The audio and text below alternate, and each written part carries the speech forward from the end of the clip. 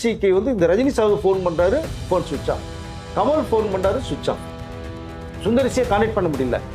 அப்பதான் அவர் வழி இல்லாம கமல் ரஜினிகிட்ட ஃபோன், கமலை பத்தி தான் தெரியுமே, என்ன ஆன்சர் பண்ணுவார், பிளாஸ்ட் ஆவார்னு. ரஜினி சார் தான் கொஞ்சம் பொறுமையாக ஹேண்டில் பண்ணுவார், கமல்லாம் அப்படி கிடையாது. கேட்கும்போது ஒரே வார்த்தை, அவர் தான் போட்டார் இல்லைங்க, போயிட்டார் இல்லை, தேவையே இல்லைங்க, அவரை பற்றி இன்னும் கேட்க வேண்டிய அவசியம் இல்லை, தேவையில்லை, போனவர் தான், வேற மட்டும் பேச விட்டாங்க, ஒரே வார்த்தை. மூத்த பத்திரிகையாளர் வெங்கடேஷ் சார் நம்மளோட இணைஞ்சிருக்காரு. வணக்கம் சார். வணக்கம் சார். கமல் சார் வந்து பார்த்தீங்கன்னா இன்னைக்கு சொல்லியிருந்தாரு, எங்களுக்கு வந்து யாரும் தேவை கிடையாது, எந்த டேரக்டர் வேணுங்கிறத நான் முடிவு பண்ணிக்கிறேன். அவர் பேசுனது எல்லாமே ரஜினி சார்கிட்ட பேசினதை தான் அங்கே பேசின மாதிரி இருந்தது. தற்போது சுந்தர்சி சார் ஃபோனை சுவிட்ச் ஆன் பண்ணாரா இல்லை ஆஃப் பண்ணி தான் வச்சுருக்காருங்களா சார்? இப்போ சுந்தர்சி சும்மா தாங்க இருக்காரு. இன்ஸ்டாவில் போட்ட பதிவில் ஏண்டா போட்டோம்னு வருத்தம் இருக்காரு. கேள்வி மேலே கேள்வி நிறைய வருது. சுவிட்ச் ஆஃப் பண்ணவர் அப்பப்போ ஆன் பண்ணுறாரு, அப்பப்போ ஆஃப் பண்ணிடுறாரு. 4 பக்கமும் அவருக்கு இடி மேலே இடி விழுந்துட்டு என்ன பண்ணுறதுனே தெரியாமல் ஒரு குழப்பத்தில் இருக்கும்போது தான் நம்ம கூட நிறைய கேட்டிருந்தோம். மற்றவர்கள் கேட்டது, ஏன் வந்து குஷ்பு சொல்லக்கூடாதா, செய்யக்கூடாதுன்னு ஒரு கேள்வி கேட்கும்போது இதை குஷ்பு வந்து கேட்டதாக ஒரு தகவல் ஒன்று வருது. சுந்தரிஷ்ட சொல்லும் போது ஒன்று ரஜினிகிட்ட சொல்லுங்கள், இன்ஸ்டா போடுறதுக்கு முன்னாடி பெரிய இஷ்யூ இது, பெரிய அளவில் பேசப்படும், பத்திக்கிட்டு எரியும், இதில் பேர் கண்ணாப்புனா டேமேஜ் ஆகும், உங்களுக்கு நான் எல்லா பேரும் அடிக்க ஆரம்பிப்பாங்க, யோசிங்கன்னு சொன்னதாக ஒரு தகவல். பட் இதை வந்து சுந்தரிசி கேட்கவே இல்லை. நீ இந்த பதிவை போடுன்ற, சரி கமல்கிட்டயா சொல்லுங்க அப்படின்னு குஷ்பு யார்கிட்டையுமே சொல்ல முடியாது, நீ போடுறியா போலியா, நான் சொல்கிறத கேட்பியே கேட்க மாட்டேன்னு பெரிய தகராறு வாக்குவாதம் நடந்ததா ஒரு மெசேஜ் வருது. ரெண்டாவதாக பார்த்தீங்கன்னா குஷ்பினை டீட்டெயில் கேட்டிருக்காங்க, கொஞ்சம் அமைதியாக கேளுங்கன்ட்டு. உங்களை நம்பி அசிஸ்டன்ட்ஸ் நிறைய பேர் இருந்துட்டு இருக்காங்க. ஸோ நீங்கள் வந்து 2 படம் பண்ணிட்டு இருக்கீங்க, ஓகே, மூக்கித்தம்மன் 2 பண்ணிட்டு இருக்கீங்க, அது படம் முடிஞ்சது, போஸ்ட் ப்ரொடக்ஷன் வேலை. இந்த பக்கம் பார்த்தீங்கன்னா விஷால் படம்னு சொல்கிறீங்க. விஷால் படம் வந்து நீங்கள் பார்த்தீங்கன்னா அவர் ஆரம்பிச்சேன்னா இப்போ மகுடம்னு ஒரு படம் வந்து அவர் டைரக்ட் பண்ணிட்டு இருக்காரு. அது வரதுக்கே ஒரு 3-4 மாதத்துக்கு மேலே ஆகுன்ற ஒரு தகவல். அவர் முடிச்சுட்டு வரதுக்கு 5 மாதம் ஆகும், நீங்கள் இந்த படம் முடிச்சுட்டு வரதுக்கு டைம் எடுக்கும். அப்போ நீங்கள் இதுக்குள்ளே போனீங்கன்னா உங்களோட அசிஸ்டன்ட், உங்களை நம்பி இருக்கிறவங்களுடைய லைஃப் என்ன ஆகுது, அவங்களுக்கு பண வசதி, போக்குவரத்து எல்லாமே நீங்கள் தான் பண்ணிகிட்டு இருக்கீங்க. இதெல்லாம் வந்து யோசித்து பாருங்கள் அப்படிங்கிற விஷயத்த நிறைய குஷ்பு எக்ஸ்பிளைன் பண்ணதா ஒரு தகவல். குஷ்பு ஏன் சொல்லுங்கிற விஷயத்த நிறைய பேர் கேள்வி கேட்கும்போது இந்த விஷயம் பேசுகிறதா ஒரு தகவல் இப்போ வருது நமக்கு. அதை அப்போ சுந்தர்சி எதுவுமே கேட்காம, நான் சொல்கிறத நீ கேட்பியா கேட்க மாட்டியா, போட முடியுமா முடியாதா அப்படின்னு பயங்கரமான ஒரு ஃபைட் பண்ணதாகவும் ஒரு தகவல். இதை மீற முடியாமல் தான் இன்ஸ்டாவில் வந்து குஷ்பு பதிவை போட்டாங்க. போட்ட உடனே அந்த இன்ஸ்டாவில் பதிவு போட்டதை சுந்தர்சி பார்த்தோடனே சுவிட்ச் ஆஃப் பண்ணிட்டார் ஃபோனை. இந்த தகவல் பார்த்த உடனே இந்த பக்கம் ஸ்ருதி ஹாசன் பார்த்துட்டு கமல் டெல்லியில் இருக்கார், சென்னையில் கிடையாது. அவங்க ஃபோன் அடித்து, என்னப்பா இந்த மாதிரி சுந்தர்சி சார் வந்து போட்டாங்க, அன்கிள் போட்டார், என்ன தகவல், அவரை இங்கே ஷாக்கு. அவர் அரசியல் ரீதியாக முக்கியமான டெல்லியில் உட்காந்துருக்காரு. அந்த பக்கம் ஒரு பக்கம் பயங்கர டென்ஷன் கமலுக்கு. இந்த பக்கம் பார்த்தீங்கன்னா ஐஸ்வர்யா, சௌந்தர்யா, ரஜினி அதை பார்த்துட்டு ரஜினி சார்கிட்ட போயிட்டு, என்னப்பா இந்த மாதிரி சுந்தர்சி அன்கிள் பண்ணிட்டாரு, என்ன தகவல், ஏன் உங்கள்கிட்ட கேட்கலையே, உங்களுக்கு தெரியாதுன்னு அவருக்கு அதிர்ச்சி. எதனால் போட்டாருன்னு தெரியல. அவர் இன்ஸ்டாவை பார்த்துட்டு சுந்தரசிக்கு வந்து இந்த ரஜினி சார் ஃபோன் பண்ணுறாரு, ஃபோன் சுவிட்ச் ஆஃப். கமல் ஃபோன் பண்ணுறாரு, சுவிட்ச் ஆஃப். சுந்தரிசியை கான்டெக்ட் பண்ண முடியல. அப்போ தான் அவர் வழி இல்லாமல் கமல் ரஜினிகிட்ட ஃபோன் போட்டு, என்ன ரஜினின்னு கேட்கும்போது என்னன்னே தெரியல, என்ன டக்குன்னு விசாரி அப்படின்னு சொல்லியிருக்காங்க. அப்போ தான் கமல் என்ன பண்ணுறான்னு வழி இல்லாமல் குஷ்புக்கு ஃபோன் அடிச்சிருக்காரு. அப்போ தான் குஷ்பு வந்து எனக்கு எதுவுமே தெரியல கமல், என்னன்னே புரியல எனக்கு, பட் போட சொன்னார், நான் சில விஷயங்கள் சொன்னேன், கேட்கல, பெரிய எங்களுக்கு தகராறு வந்துருச்சு, என்ன அப்படின்னு இதுக்கு மேலே எனக்கு தெரியாது, நீ சுந்தரிசி தான் கேட்கணும் அப்படின்னு சுவிட்ச் ஆஃப் பண்ணியிருக்காரேம்மா. அவர் தான் கான்டெக்ட், ரஜினி ஒரு பக்கம் ட்ரை பண்ணுறேன் சுவிட்ச் ஆஃப், நான் ஒரு பக்கம் ட்ரை பண்ணுறேன் சுவிட்ச் ஆஃப்லாம், ஒன்றை கான்டெக்ட் பண்ணுறோம், சரி எதுவாக இருந்தாலும் எனக்கு தெரியாது, என்னன்றதை பேசிக்குவோம், முதல்ல இன்ஸ்டாவில் வந்து பதிவு எடுத்துரு நீ முதல்ல அப்படின்னு ஒரு தகவல் கராராக கமல் சொன்னதுக்கு பிறகு தான் வேறு வழி இல்லாமல் குஷ்பு அதை ரிலீஸ் பண்ணாங்க. ரிலீஸ் பண்ணதுக்கப்புறம் பார்த்தீங்கன்னா இந்த காட்டு தீ மாதிரி இந்த விஷயம் பறக்குது. இந்த பக்கம் ரஜினி ஒரு பக்கம் எமோஷனல், என்ன நீங்கள் கூப்பிட்ட ஒரு இயக்குனர் உங்கள் நாலேஜ் எல்லாம் எப்படி பண்ணுவாங்களா, எதுக்கு பண்ணார், ரஜினிக்கு ஓவர் ப்ரெஷர், அவர் ஜெயிலர் 2 ஷூட்டிங்கில் இதுலேயும் அந்த ஓவர் டென்ஷனில் இருக்கார். ரஜினி நம்பி கூப்பிட்ட ஒரு இயக்குனர் சுந்தர்சி பண்ணது மிக மிக தவறான ஒரு விஷயம். யார்கிட்டயும் ஒருத்தர்கிட்ட சொல்லியிருக்கணும். கமல் அவசரமாக ஒன்றே நேராக கமல் ரஜினியை திரும்பி ஃபோன் பண்ணும்போது ரஜினி ஒரே வார்த்தையில், நீ அதை பற்றி கவலைப்படாத, நீ வா, நேரில் நம்ம பேசிக்குவோம், சுந்தரிசி தானே போட்டார், போனதை பற்றி கவலைப்பட வேணாம், தேவையே இல்லை, தூக்கி அடிப்போம், அவர் தானே பதிவு போட்டு போனார், இனி எக்காரணத்துக்கு கொண்டு உள்ளே வந்தாலும் நான் மீட் பண்ண தயாராக இல்லை, நான் ஒரு முடிவுக்கு வந்துட்டேன், நான் பூன்னு சொன்னால் நம்ம லிஸ்ட்டில் இருக்காங்க, அவங்க உடனே கூப்பிட்றேன், நீ வா, உட்காந்து கதையை கேட்போம், பேசுவோம், பேசுகிற மாதிரி முடிவு பண்ணி ஒரு 2 நாள் டிக்ளேர் பண்ணிடுவோம் நம்ம அப்படிங்கிறத கமலுக்கு தைரியம் ரஜினி சொல்லியிருக்காரு. ரஜினி சார் கூப்பிட்ட ஒரு சுந்தர்சியை போன உடனே அவர் அப்செட் ஆனன்னு சொல்லி கமல் ரொம்ப ஃபீல் பண்ணியிருக்காரு. அப்பதான் கமல் ஃபீல் பண்ணும்போது அந்த குரல்லையே தெரியும் இல்லையா, ஒருத்தருடைய ஃபீல் தெரியும். ரஜினி சார் தான் கமலுக்கு தெம்பா வார்த்தையில் சொல்லி, நீ வா கமல், போன வேலை டெல்லியில் நீ முடிச்சுட்டு வான்னு சொன்னதுக்கு பிறகு கமல் சார் வந்து இன்னைக்கு வந்துட்டாங்க. வந்ததுக்கு பிறகுதான் ஒரு தெளிவா அங்கேயே நிருபர் கமல் எப்போ வருவான்னு மீடியா வெயிட் பண்ணிட்டே இருக்கு ஏர்போர்ட்ல. ஏன்னா இந்த விஷயம் பத்திக்கிட்டு எரியுது. என்ன காரணம், ஏன் சுந்தர்சி பண்ணாரு, எதுக்கு நீங்க ரஜினி சார்கிட்ட சொல்லிட்டு பண்ணிட்டு கமல் சிங் ரெண்டு பேர்ட்டையுமே சொல்லாம பண்ணது மிகப்பெரிய ஒரு தவறுன்னு சொல்லி குஷ்புக்கு ஒரு பக்கம் நாலா பக்கமும் கேள்வி மேல கேள்வி. சுந்தர்சியை கான்டாக்ட் பண்ணவே முடியல. தேவைக்கு ஆன் பண்ணிக்கிறாரு, தேவை ஆஃப் பண்ணி வச்சிடறாரு. இப்படி ஒரு விஷயம் போது கமல் நேரம் போது பயங்கர எமோஷனல் வந்து இறங்குறாரு. அங்கே நிருபர்கிட்ட சில கேள்விகள் கேட்கும் போது தான் அவர் கமலை பற்றி தான் தெரியுமே, என்ன ஆன்சர் பண்ணுவார், பிளாஸ்ட் ஆவார்னு. ரஜினி சார் தான் கொஞ்சம் பொறுமையாக ஹேண்டில் பண்ணுவார், கமல்லாம் அப்படி கிடையாது. கேட்கும்போது ஒரே வார்த்தை, சுந்தர்சி பற்றி கேட்கும்போது அவர் தான் போட்டார் இல்லைங்க, போயிட்டார் இல்லை, தேவையே இல்லைங்க, அவரை பற்றி இன்னும் கேட்க வேண்டிய அவசியம் இல்லை, தேவையில்லை, போனவர் தான், வேற மட்டும் பேசுவோட்டார், ஒரே வார்த்தை. அப்போது சுந்தர்சிக்குள்ள வருவாரா, பேச்சுவார்த்தை போகுமா, இதை காம்ப்ரமைஸ் ஆகுமா, உள்ளே வருவான்ற பேசப்பட்டது. கமல் ஒரு ஃபுல் ஸ்டாப் டீட்டெயிலாக ஸ்ட்ராங்காக வச்சுட்டார். இதை ரஜினி சாரும் சொல்லி தேவையில்லைன்னு சொல்லிட்டார் இல்லையா, தூக்கி அடிப்பா சுந்தர்சியை தேவையில்லைன்னு சொன்னதன் விளைவாக கமல் போல்டாக பேசிட்டார். அப்போ தான் திரும்பி கேட்கும் போது கதைகள் என்னும் போது ஒரே வார்த்தை, அங்கே தான் நீ கமலுடைய இன்டர்வியூ பார்க்கணும், அழுத்தமான பதில், என்னுடைய நட்சத்திரம். அவர் ரஜினி கூட பேர் சொல்லலை, ஏன்னா இங்கே ஒரு ப்ரொடியூசராக பேசுகிறார், அவரு சூப்பர் ஸ்டார். என்னுடைய நட்சத்திரம் மிகப்பெரிய உச்ச நட்சத்திரம், அவருக்கு கதை பிடிக்கணும். ரெண்டாவதாக ஃபஸ்ட்டு எனக்கு ஒரு கதை பிடிக்கணும், ரஜினி சார் கேட்ட கதையை நான் டிசைட் பண்ணணும், நான் இதில் பல கோடியில் தனி மாதிரி இறக்க போகிறேன். இப்போ எனக்கு கதை பிடிக்கணும், அந்த கதை எனக்கு பிடிச்சதுன்னா அதை ரஜினிகிட்ட சொல்லுவேன். எனக்கு மட்டும் பிடிச்சா பத்தாது, ரஜினிக்கும் அந்த கதை பிடிக்கணும். பிடிச்சால் இது வந்து இம்மிடியட்டாக அது வேலை லாபமாகும். கதை கேட்டுக்கிட்டு இருக்கோம், எத்தனை கதை வேணாலும் அவர் கேட்பாரு, ஆயிரம் கதையோட நாங்கள் கேட்போம். அவர் எப்போ முடியுதோ அப்போதான் பண்ணுவேன்னு சொன்னார். அங்கே தாங்க நீங்கள் அந்த நட்பை பார்க்கணுங்க. ஒரு ப்ரொடியூசர் இது கதை நீங்கள் பண்ணுன்னு சொன்னால் ரஜினி பண்ணுறது தயாராக இருக்காரு கமலுக்காக. ஏன்னா அந்த படமே கமலுக்காக தான் ரஜினி பண்ணுறாரு. ஒரு ப்ராஃபிட் கொடுக்கணும், மீண்டு வரணும் ஒரு விஷயத்துக்கு தான் ரஜினி பண்ணுறாரு. அப்போது கமல் எதை சொல்ல ரஜினி சார் கேட்பார். ஆனாலும் இங்கே விட்டுத்தராமல், ஒருத்தருக்கு ஒருத்தர் விட்டுத்தராமல், எனக்கு பிடிக்கணும், இதற்கு மேலே ரஜினிக்கு பிடிக்கணும், இதுதான் மேட்டர், ஹைலைட். அப்போ கதை நான் கேட்டுக்கிட்டே இருப்போம் அப்படிங்கிற விஷயத்த அடித்தார். சுந்தரசியை இப்போ தூக்கி ரெண்டு அடிச்சு தூக்கி வெளில எரிச்சிட்டாங்க, முடிஞ்சு போச்சு. இப்போ அவர் இனிமேல் நினைச்சா கூட ஃபீல் பண்ணி மீட் பண்ணால் கூட இனிமேல் அந்த கேம்பஸ்குள்ளேயே உள்ளே போக முடியாது சுந்தரசினால. இது குஷ்பு அப்பயே சொன்னாங்க, கேட்டாரா, கேட்கவும் இல்லை. தனிப்பட்ட முறையில் எடுத்த ஒரு முடிவு. ஆனால் அதுக்கு என்ன அழுத்தம் இருந்து அவருக்கு பின்னாடி யார் அழுத்தம் கொடுத்தான்ற ஒரு விஷயமும் பேசப்படுது. மூக்கிட்டம்மன் 2ல் நிறைய பிரச்சனைகள், நயன்தாரா கூடயும் மிகப்பெரிய ஒரு பிரச்சனை இருக்கு. அது படம் வந்து எப்போ வரும் வரான்னு தெரியல, வேற நிறைய வேலைகள் வேற இருந்துட்டு இருக்கு. அந்த பக்கம் ஒரு டென்ஷன், இந்த பக்கம் ஒரு டென்ஷன். இதெல்லாம் சரின்னு சொல்லி தானே கமிட் பண்ணீங்க. நீங்கள் தெளிவாக சொல்லாமல் போகிறது மிகப்பெரிய தவறு இல்லையா? போயிட்டார், தூக்கி அடிச்சிட்டாங்க.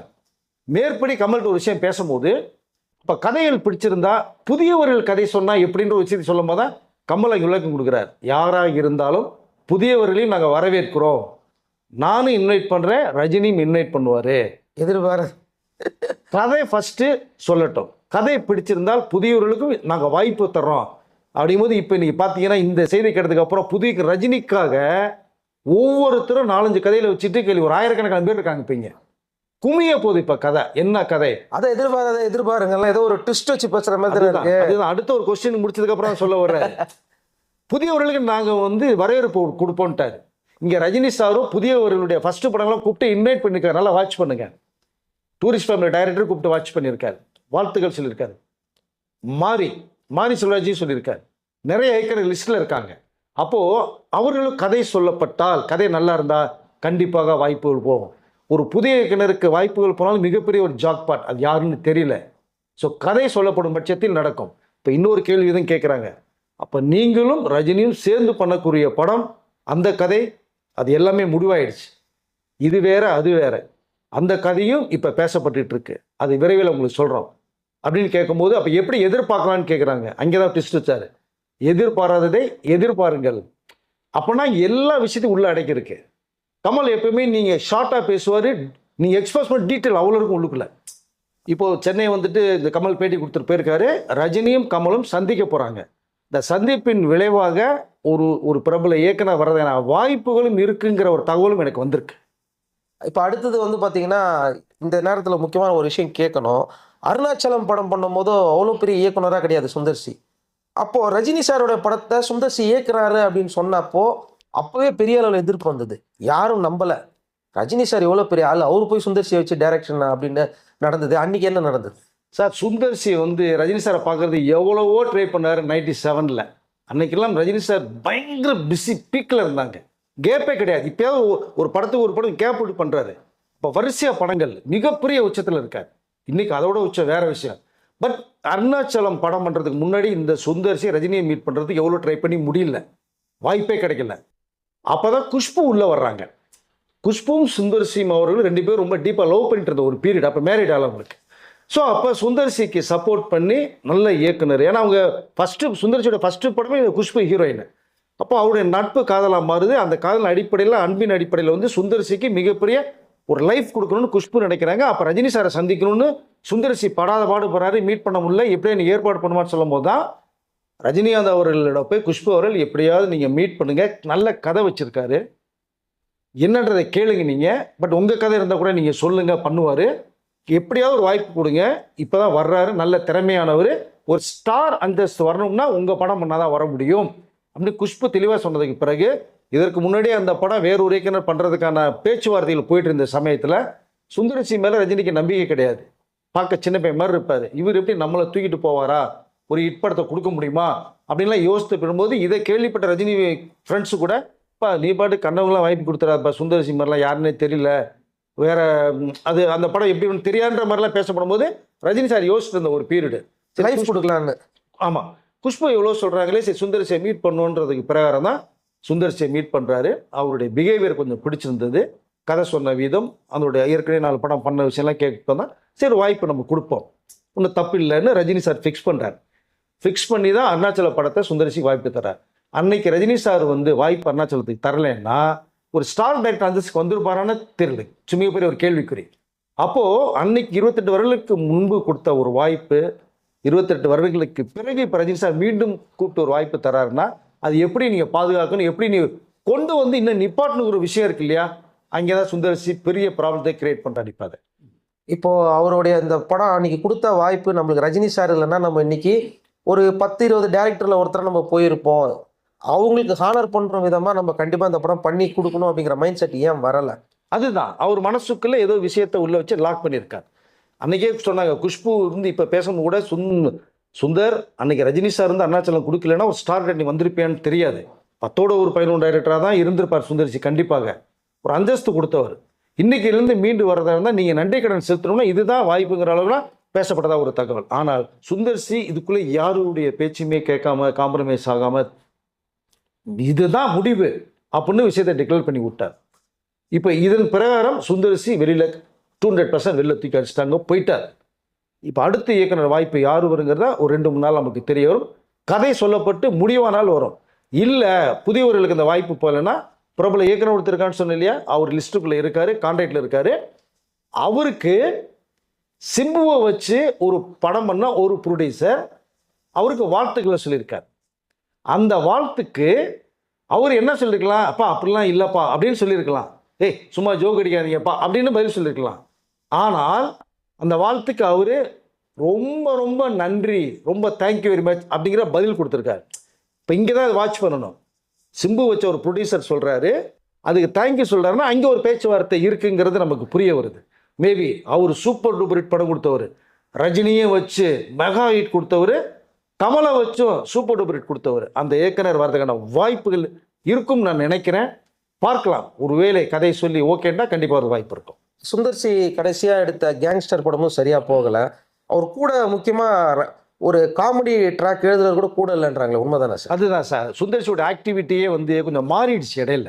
முதல்ல இருந்த சுந்தர்சி நல்ல ஹம்பிளாக நல்லதாக ஒரு மாதிரி இருந்து நல்ல காம்பேக்டாக இருந்த ஒரு இயக்குனர் எதனால அந்த தலைக்கணம் வந்ததுங்கிறது தெரியல. ஏன்னா தலைக்கணம்னு இப்போ எல்லா பேரும் சொல்கிறது அப்படின்னா ரஜினியும் கமலுமே தூக்கி அடிச்சிட்டாரு அப்படின்னா அவரோட நீங்கள் பெரியாளா, அது ஹெட்வெயிட்டா அப்படிங்கிறலாம் கேள்விகள் கேட்டுட்டு இருக்காங்க. அதுக்கு பதிலே சொல்ல முடியல அவர்னால. அப்போ தான் இவர் கூட இருந்த இவருடைய காமெடி சென்ஸ் நல்லா இருக்குன்னு சொல்கிறோம் இல்லையா, அதற்கு பக்கபலமாக இருந்தது ஒரு காமெடி ரைட்டர். சுந்தரிசிக்கு வலதுகரமாக இருந்தவர். அவர் சந்திச்ச தன் நேட்டிவிட்டியில் அவர் ஊரில் பார்த்த விஷயங்கள், சந்திச்ச அனுபவங்கள்லாம் வச்சு தான் ஒரு காமெடி ட்ராக் எழுதி கொடுப்பார். அதன் மூலமாக தான் அவர் நிறைய படங்களை காமெடி ட்ராக் பண்ணி மிக மிக பரபரப்பாக பேசப்பட்ட ஒரு விஷயம். அவரையும் கடைசியில் வெளில போன்னு சொல்லி அனுப்பிச்சிட்டார். இப்போ இருந்து என்ன தெரிய வருது நமக்கு? வளர்த்து விட்டவர்களையும் நீங்கள் தூக்கி அடிச்சிட்டிங்க, வாய்ப்பு கொடுத்து ஒரு ஸ்டார் டைரக்டரை தூக்கி விட்டு அளவு பார்த்தவரையும் நீங்கள் சொல்லாம வெளில வரீங்க. எதை நோக்கி போகுது உங்களுடைய பயணம்? அதான் கேங்ஸ்டர் ஃபெயில் ஆயிடுச்சு. இப்போ லாஸ்ட்டாக பண்ணினது வந்து கேங்ஸ்டர். மதகத ராஜாவே நீங்கள் 12 வருஷத்துக்கு முன்னாடி முடிஞ்ச படம், ரிலீஸ் ஆகாமல் ஆகாதுன்ற படத்தில் போனால் வந்து ரிலீஸ் ஆன படம். அது ஓரளவு காமெடியில் கொஞ்சம் ஹிட்டு கொடுத்தனால தப்பிச்சார். அடுத்து கேங்ஸ்டர் வடிவேலை வச்சு மெயினாக வச்சு படம் பண்ணுறார். இவர் ஹீரோ. அது போலியே. அதில் என்ன கதை சொல்ல வந்தீங்க? என்ன காமெடி ட்ராக் இருந்தது? முந்தைய படங்கள் மாதிரி இருந்ததா? இல்லையே. படம் போகலை. இப்போது இந்த வாய்ப்பையாவது நீங்கள் பயன்படுத்தி வேற ஒரு ட்ராக்ல சொல்லியிருந்தீங்கன்னா உங்களுடைய வாய்ஸ் பிரமாதமாக இருந்திருக்கும். மூக்குத்தி அம்மன் 2 எப்படி சார் இருக்கும்? இப்போ இவ்வளோ பிரச்சனைகளுக்கு நடுவில் மூக்குத்தி அம்மன் 2 வரும்போதோ ரசிகர்களுடைய பார்வையில் அது எப்படி இருக்கும்? ரஜினி ரசிகர்கள் அந்த படத்துக்கு எப்படி ரொம்ப எதிர்பார்த்துட்டு இருக்காங்க. வரட்டுன்னு எதிர்பார்த்துட்டு இருக்காங்க. ஏன்னா ரஜினி சார் மிகப்பெரிய இன்சல்ட் பண்ணிட்டார், கமலஹாசனையும் சேர்த்து. இப்போ மூக்குத்தி அம்மன் 2 வர்றதுக்கு வெயிட் பண்ணிட்டு இருக்காங்க. நீ என்னதான் படம் பண்ண போற, என்னதான் தரப்போற? அதில் நயன்தாராவுக்கும் சுந்தரிசிக்கும் மிகப்பெரிய ப்ராப்ளம் ஓடிட்டு இருக்கு. வேலைகள் நிறையா இருக்குது. அது எப்படி அவுட்புட் கொண்டு வருவான்னு தெரியல. படம் வரும்போது ரஜினி ரசிகர்களும் கமல் ரசிகர்களும் வெயிட்டிங் மாதிரி வெயிட் பண்ணிட்டு இருக்காங்க. எப்படி வருதுங்கிற பார்ப்போம். நீ இதோட சிறந்த படம் கொடுத்துருவியா, என்ன மாதிரி நீ சொல்ல வந்திருக்க, படம் பார்த்துட்டு நாங்கள் பேசுகிறோம் அப்படிங்கிற அளவுக்கு இப்போ வெயிட் பண்ணிட்டு இருக்காங்க. இப்போது வெங்கட் பிரபு வந்து பார்த்தீங்கன்னா ஏற்கனவே சௌந்தர்யா ரஜினிகாந்தோடைய நண்பர்கள் அவங்க எல்லாருமே அந்த ப்ரொடக்ஷன் அசிஸ்டன்ட் டைரக்டர்ஸ் எல்லாம் ஒன்றா இருந்திருக்காங்க. இப்போ வெங்கட் பிரபு பேரும் வருதே சார். இல்லை, அதுதான் அந்த லிஸ்ட்டில் வந்து ஆல்ரெடி வெங்கட் பிரபு ரஜினி சார்ட்ட ஒரு கதை சொல்லியிருக்காரு. அது சந்தர்ப்பம் வரும்போது பேசுவோன்னு ரஜினி சார் சொல்லியிருக்காரு. அந்த ஒரு விஷயம் இருக்குது. சௌந்தர்யா அவர்கள் மூலமாக அந்த ரஜினியோட சந்திப்பு ஏற்பட்டுச்சு. சமீபத்தில் பார்த்தீங்கன்னா ரஜினி சார் கதை கேட்ட கூட சௌந்தர்யா ஐஸ்வர்யா கூட அவர் கலந்துக்க மாட்டாங்க, சௌந்தர்யா கலந்துக்குவாங்க, சின்னவங்க. அவங்க கதை கேட்டு சொல்லும் போது அட்லி ஒரு கதை வேற சொல்லியிருக்காரு. அந்த ஒரு விஷயமும் இருக்குது. பட் வெங்கட் பிரபு சொன்ன கதை சௌந்தர்யாவுக்கு ரொம்ப பிடிச்சி போய் அவர் ரஜினி சார்ட்ட சொல்லும் போது ரஜினி கேட்டு அதுக்கு வெயிட்டிங்கில் இருக்குது. மேபி அவரும் இந்த லிஸ்ட்டுக்குள்ளே வந்தால் ஆச்சரியப்படுறதுக்கு இல்லை, சொல்ல முடியாது. இந்த ஜாக்பாட் எந்த இயக்குனர் வரப்போகுது? புதிய இயக்குனருக்கா, பழைய சூப்பர் டூப்பர் கொடுத்த இயக்குநர்களுக்கா, இப்போ படம் பண்ணிட்டு இயக்குநர்களுக்கா தெரியாது, யாருக்குன்னு தெரியாது. அந்த அதிர்ஷ்டசாலி யாருன்னு தெரியல. ஆனால் ஆல்மோஸ்ட் ஓரளவுக்கு நம்ம பேரெல்லாம் அடிபடுது. பேர் அடிபட்டு இருக்கு, நெருங்கி வந்துட்டு இருக்கு, பேச்சுவார்த்தையும் பேச்சுவார்த்தை போயிட்டு இருக்கு. கமல் அவர்களும் ரஜினி அவர்களும் சேர்ந்து 2-3 நாளில் ஒரு முடிவு பண்ண போறாங்க. யாருங்கிறத முடிவு பண்ணதுக்கப்புறம் இம்மிடியேட்டாக அறிய போகிற போது இது சொன்ன நேரத்தில் சொன்னபடி இந்த படம் ஷூட்டிங் ஆரம்பிக்கும். பிப்ரவரிக்கு மேலே ஷூட்டிங் ஆரம்பிக்கிறத ரஜினி சார் சொல்லி தான் இந்த ப்ராசஸே பண்ணுது. அப்போ இந்த படத்தினுடைய வேலைகள் ஆரம்பமாகும். சொன்ன தேதியில் 2020 பொங்கல் அன்னைக்கு படம் ரிலீஸ் ஆகும். சுந்தரிசி வேடிக்கை பார்த்துட்டு தான் உட்காந்துருக்கணும் அவர். ஓகே சார், பல விஷயங்கள் என்னென்ன நடந்தது அப்படிங்கிற பிரச்சனைகள் எல்லாம் ஷேர் பண்ணிட்டீங்க. அடுத்து எந்த டைரக்டர் பண்ண போகிறாங்கிறத அடுத்த வீடியோவில் பார்க்கலாம். நன்றி சார். நன்றி.